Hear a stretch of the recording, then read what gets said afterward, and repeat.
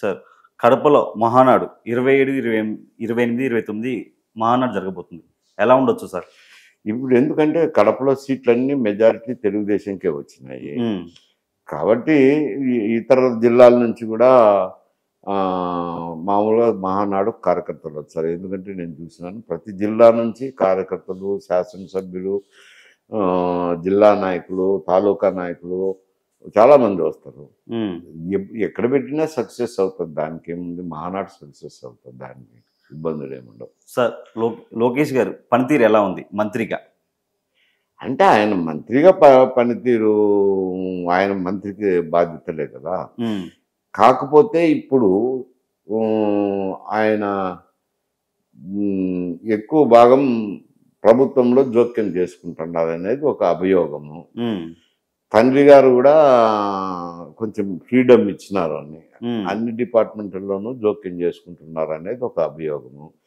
తండ్రి కూడా ఫ్రీడమ్ ఇచ్చినారని అంటున్నారు. ఆయన బాధ్యతలు ఆయన నిర్వర్తించుతారు, మిగతా కార్యక్రమాలు అంటారు. సార్ చంద్రబాబు గారు పవన్ కళ్యాణ్ గారి మధ్యలో గొడవలు వచ్చే అవకాశం ఉన్నాయంటారా? అది ఇటు చెప్తాం గొడవలు అనేది. ఇప్పుడు పవన్ కళ్యాణ్ ప్రాధాన్యత ఇచ్చారు, డిప్యూటీ చీఫ్ మినిస్టర్ ఇచ్చారు. ఆయన డిప్యూటీ చీఫ్ మినిస్టర్ అయినా ఆయన పరిపాలన, ఆయన శాఖల్లో ఆయన పరిమితం అవుతారు. కానీ డిప్యూటీ చీఫ్ మినిస్టర్ అయినా అన్ని శాఖల్లో ఇన్వాల్వ్ కాలేరు కదా. ఆయన వరకు పని చేసుకుంటున్నాడు. ఆయనకు తగిన గౌరవమే ఇచ్చారు కదా, డిప్యూటీ చీఫ్ మినిస్టర్ ఇచ్చారు. ఇప్పటికి కూడా ఏమైనా విషయాలు వచ్చినప్పుడు, ప్రధానమైన విషయాలు వచ్చినప్పుడు ఇద్దరు చర్చించుకుంటున్నారు. సార్ ఇప్పుడు పవన్ కళ్యాణ్ గారు డిప్యూటీ సీఎం అయ్యారు, ఫస్ట్ టైం ఎమ్మెల్యే కూడా. ఆయన పనితీరు ఎలా ఉందంటారు? పనితీరు అంటే ఏముంటుంది, మంత్రిగా బాధ్యతలు నిర్వహిస్తారు. ఏం పనితీరు దాని గురించి అంటే ఆయనకున్న శాఖలు, కేటాయించిన శాఖల్లో అది ఎందుకో ఎంతోమంది సహకారం ఉంటుంది, దానికి మంత్రి తక్కువ ఉంటుంది ప్రమేయము. అధికారులే ఎక్కువ నిర్వహిస్తుంటారు. అంటే ఆ శాఖకు బాధ్యత అధికారులే నిర్వహిస్తారు. సెక్రటరీ ఉంటాడు, డైరెక్టర్లు ఉంటారు, వాళ్ళే ఎక్కువ పరిపాలన చేస్తారు. కానీ వాళ్ళు విచ్చలవిడిగా చేయకుండా కంట్రోల్ చేసుకుంటే బాధ్యత మా మంత్రి మీద ఉంటుంది. ఆంధ్రప్రదేశ్ హోంశాఖ అనిత గారు ఎలా అనిపిస్తున్నారు ఆమె మంత్రివర్గంలో? ఇప్పుడు హోంమంత్రులకు ఏం పెద్ద ప్రాధాన్యత ఉండదు. ఎందుకంటే ఎస్ఐలను ఎస్పీ చేసుకుంటాడు, ఇన్స్పెక్టర్లను డిఐజీ చేస్తారు, ఐపీఎస్ ఆఫీసర్లను జిఏడి చేస్తారు. జిఏడి అంటే కనుక ముఖ్యమంత్రి చేతుల్లో ఉంటారు. ఇంక ఇప్పుడు ఆమె కింద అధికారం అంటూ ఏం లేదు కదా, పెద్ద జిఏడి ఆమె కింద లేదు. ఏదో హోంశాఖ బాధ్యతలు నిర్వర్తించుతారు. దానికి ఆమె పనితీరు ఇప్పుడు ఏముండాయి, ఆమె పనితీరు చెప్పేదానికి అవకాశాలు ఏమున్నాయి అంట. సార్ అమరావతి పునర్నిర్మాణానికి మోడీ గారు శంకుస్థాపన చేశారు. ఇప్పుడన్నా అమరావతి ఒక రూపురేఖలు వస్తాయంటారా? అంటే అవి రాష్ట్రం ఖర్చు పెట్టుకోవాల్సిందే కదా, పైనుంచి ఏమొస్తాయి. అమరావతిలో ఆయన పునఃప్రారంభించిన ఏం కోట్లు ఏం డబ్బు గుమ్మరించలేరు కదా, ఏ ఊరు గుమ్మరించలేడు. ఎందుకంటే అవి పద్ధతి ప్రకారం కేంద్రం నిధులు వస్తాయి. కానీ పద్ధతి లేకుండా ఇటు బుద్ధిపుడితో ఒక స్కీములు అయితే ఇవ్వచ్చు. ఇప్పుడు ఎంఎన్ఆర్జీపీ ఉంది, అది ఒక స్కీమ్ కేంద్ర ప్రభుత్వం, దాని కింద కొంచెం ఎక్కువ ఇవ్వచ్చు. కానీ గైడ్ లైన్స్ని బట్టి కేటాయించాల్సిందే ఫైనాన్సెస్. ఎందుకంటే కేంద్రానికి వచ్చేది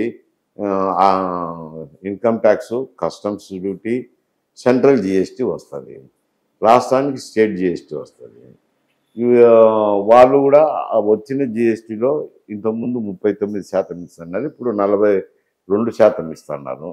ఈ 42% కూడా మోడిఫైడ్ గాడ్గిల్ ఫార్ములా అని ఆ ఫార్ములా ప్రకారం ఇస్తారు. పాపులేషన్కు 60 పాయింట్లు ఉన్నాయి. అందువల్ల పాపులేషన్ ఎక్కువ పాయింట్లు ఉన్నాయి కాబట్టి పాపులేషన్ బట్టి కూడా నిధులు ఎక్కువ వస్తుంటాయి. అదే కదా ఇప్పుడు సౌత్ ఇండియాకు, నార్త్ ఇండియాకు తగరారు. కుటుంబ నియంత్రణ మేము ఎక్కువగా పాటించినాం కాబట్టి మా పాపులేషన్ తగ్గింది, అక్కడ కుటుంబ నియంత్రణ సరిగా అమలు చేయలేదు కాబట్టి పాపులేషన్ ఎక్కువ ఉంది కాబట్టి నిధులన్నీ నార్త్ ఇండియాకి పోతున్నాయి అని ఇక్కడ దక్షిణాది ముఖ్యమంత్రులు అందరూ విమర్శించినారు. ఇది సమస్య వేరు. ఇప్పుడు ఏమవుతుంది, వీళ్ళు కూడా కరుణాని స్టాలిన్ కానీ వీళ్ళు కూడా మీరు పిల్లలు పుట్టించండి, జనాభా పెంచండి అంటారు. జనాభా పెంచండి అంటే సాకేదేవులు.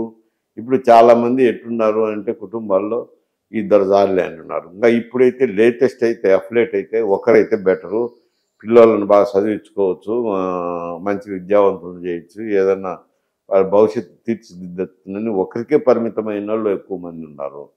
ఇంకా ఇద్దరు కూడా లేకుండా ఒకరికే పరిమితమైంది. అంటే వాళ్ళ కుటుంబం గురించి ఆలోచన చేస్తారు కానీ ప్రభుత్వానికి ఆదాయం వస్తుందా అనేది ఆలోచన చేయరు కదా. ఆ వచ్చే ఆదాయం ప్రభుత్వానికి వస్తుంది కానీ పాపులేషన్ పెంచి ప్రభుత్వానికి ఆదాయం కావాలంటే ఎవరు పెంచుతారు?